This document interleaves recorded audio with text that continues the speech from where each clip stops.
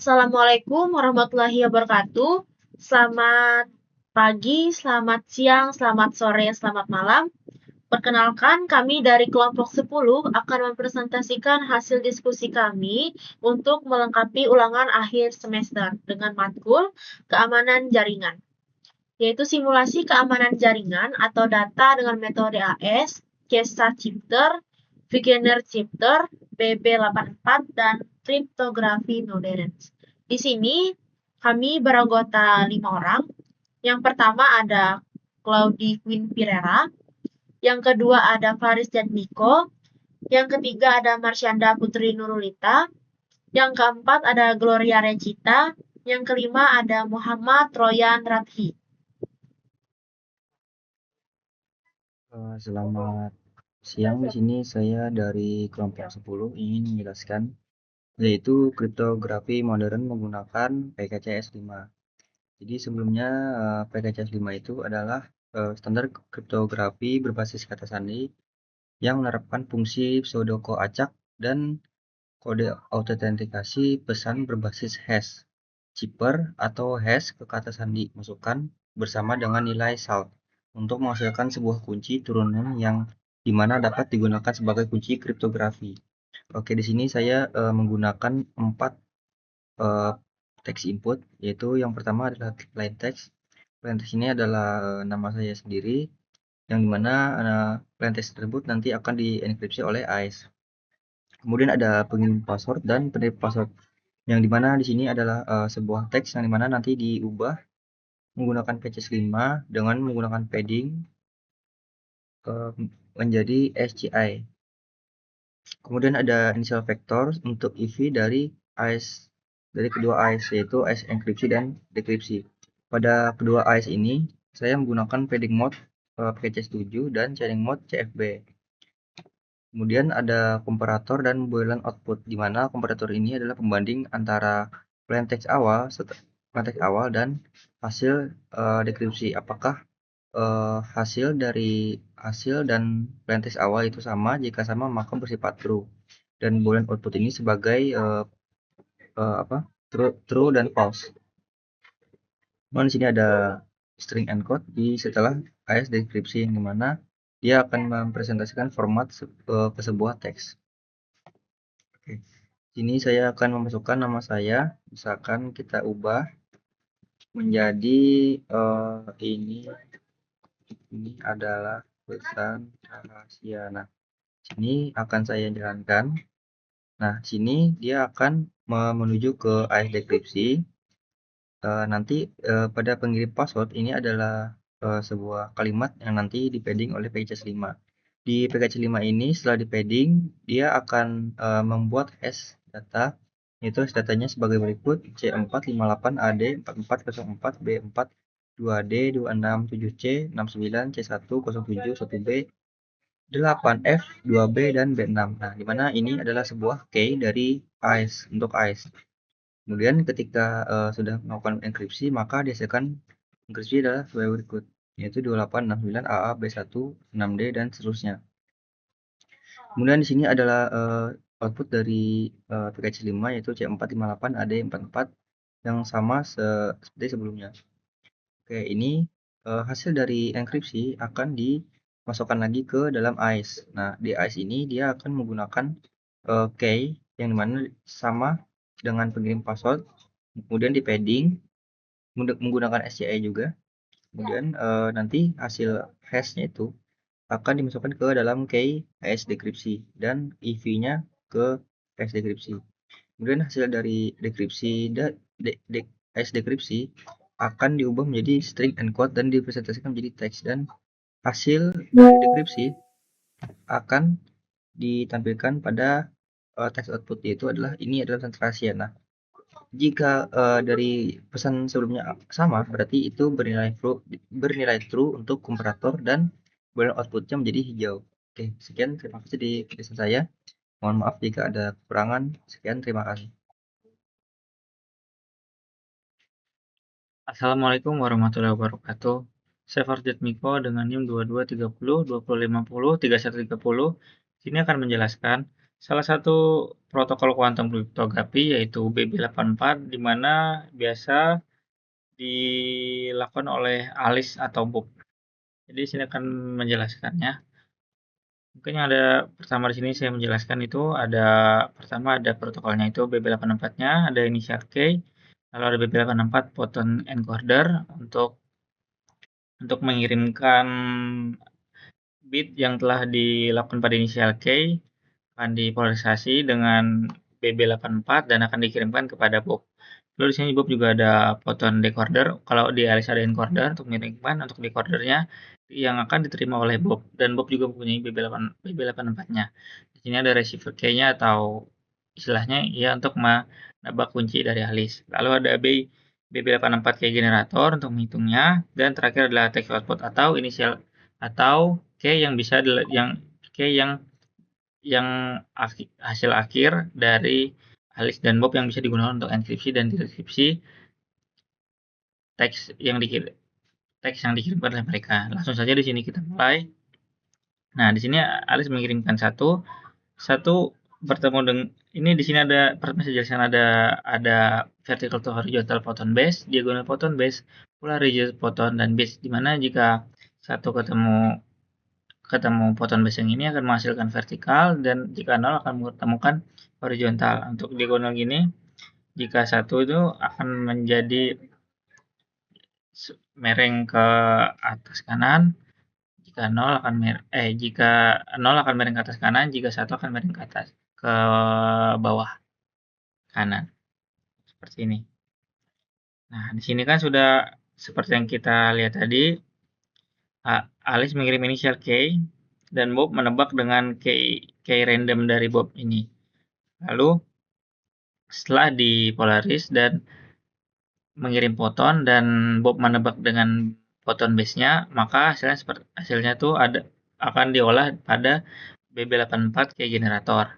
Di mana di sini ada bit yang dikirimkan oleh Alice dan ada yang ditebak oleh Bob. Di sini seperti jika X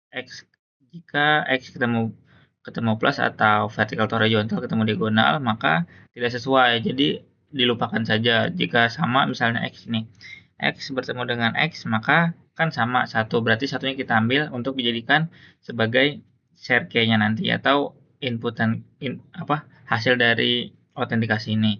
Nah, X bertemu plus tidak sesuai.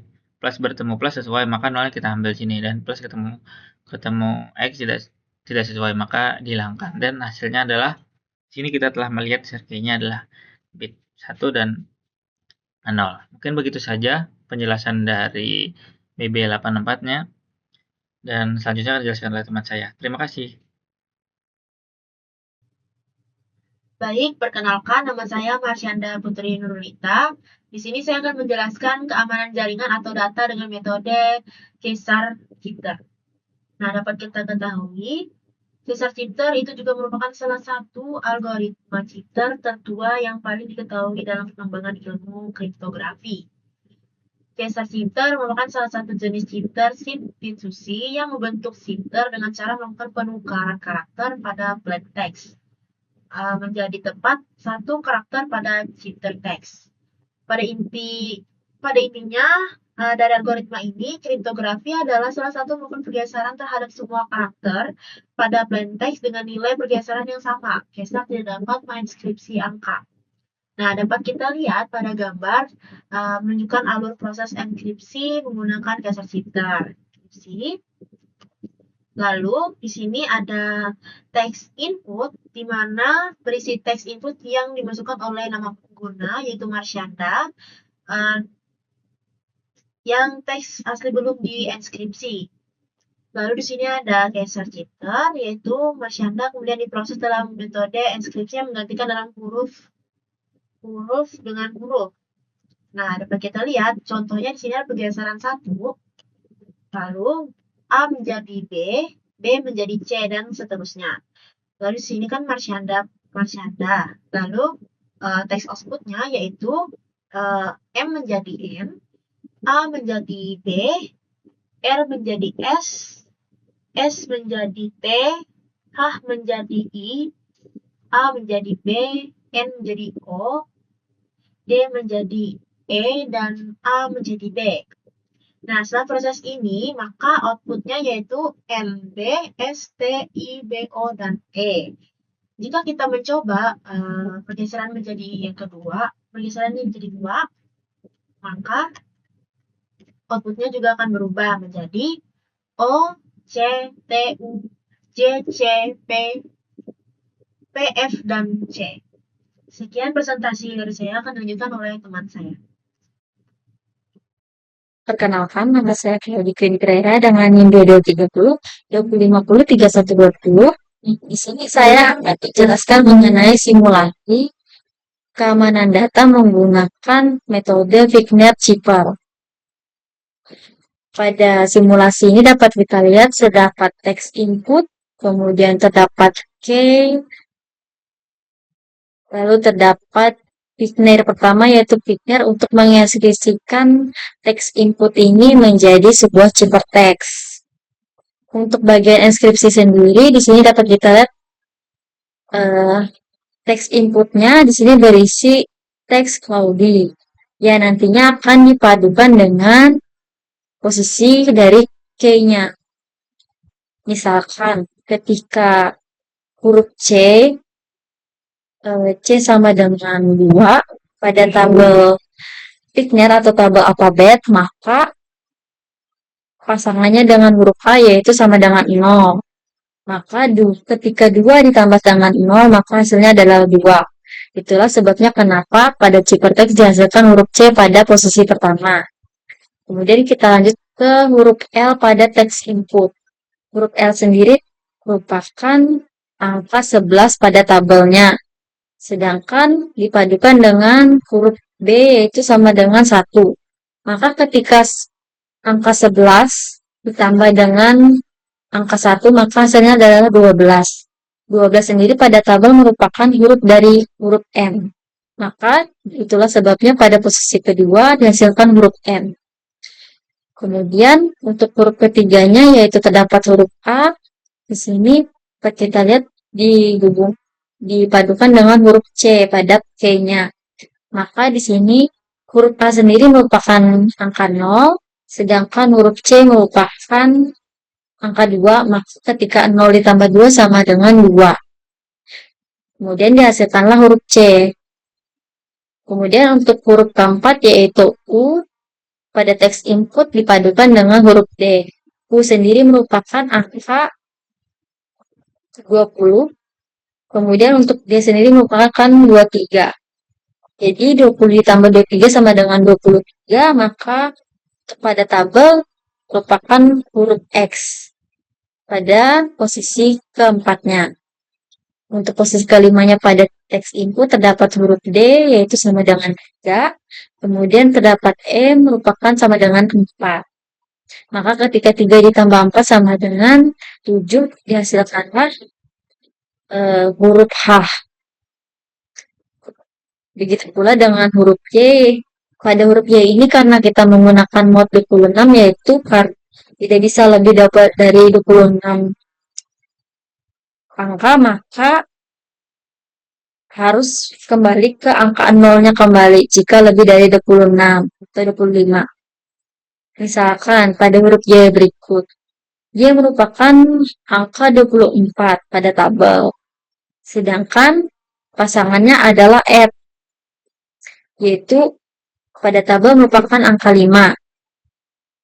Ketika 24 ditambah dengan 5 sama dengan 29, maka merupakan angka yang lebih dari 26 ke 25. Maka dibuatkan menjadi kembali ke awalnya. Jadi yang diambil adalah huruf Z yaitu sama dengan 25, kemudian 0 sama dengan A, 1 sama dengan B, 2 sama dengan C, dan yang terakhir 3 sama dengan D, merupakan huruf akhirnya. Maka dihasilkanlah huruf D di sini pada ciphertext. Sedangkan kemudian jika kita ingin melakukan deskripsi, kita buat kembali untuk metode Wigner-nya Tapi di sini berbeda. Kita ubah actionnya menjadi deskripsi, sehingga dia bisa mendeskripsikan ciphertext ini menjadi sebuah teks output, seperti teks input yang sebelumnya, atau teks aslinya.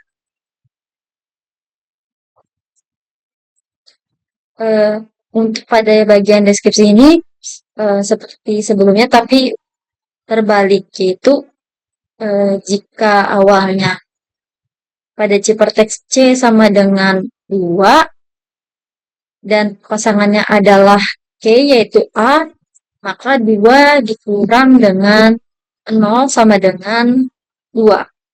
Maka hasilnya tetap huruf C pada teks outputnya. Sedangkan kemudian pada ciphertext posisi keduanya terdapat huruf N yang sama dengan huruf sama dengan angka 12, kemudian dikurang dengan B, itu sama dengan 1. Maka dihasilkanlah huruf 11, yaitu sama dengan huruf L. Begitupun sampai seterusnya. Maka dihasilkanlah nantinya dengan teks output berikut, yaitu Cloudy. Sekian dari penjelasan saya mengenai metode Figmer-Cipher. Selanjutnya penjelasan metode lainnya akan dilanjutkan oleh teman saya.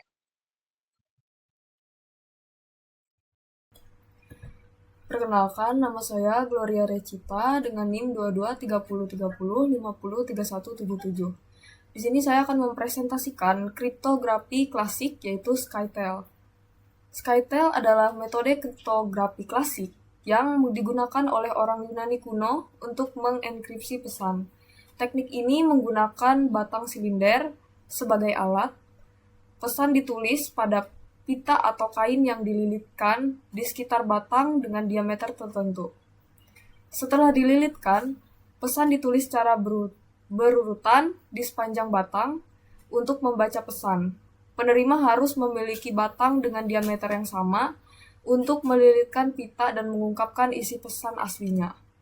Dalam Skytel, ini elemen yang terdapat dimulai dari input text.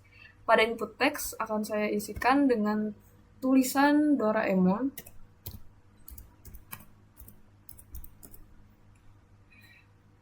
Lalu, saya akan mengisikan number inputnya 5. Pada teks input ada 8 karakter yang digunakan. Pada proses enkripsi, pada Skytel-nya disetting untuk menggunakan enkripsi. Di sini algoritma Skytel mengatur teks input ke dalam bentuk matrik n kolom sesuai dengan angka yang dimasukkan yaitu 5 dan jumlah baris yang sesuai. Teksnya akan disusun secara horizontal, kemudian dibaca secara vertikal untuk menghasilkan teks terenkripsi.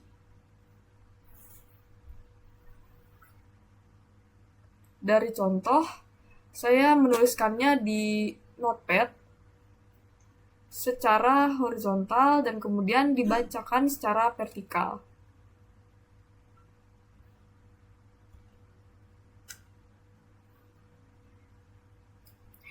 Kemudian proses dekripsi, Skytel yang menggunakan proses dekripsi dimasukkan kembali ke dalam algoritma menggunakan nilai kolom yang sama yaitu 5, matrik yang sama dibuat kembali dan teks dibaca secara horizontal untuk mendapatkan teks aslinya.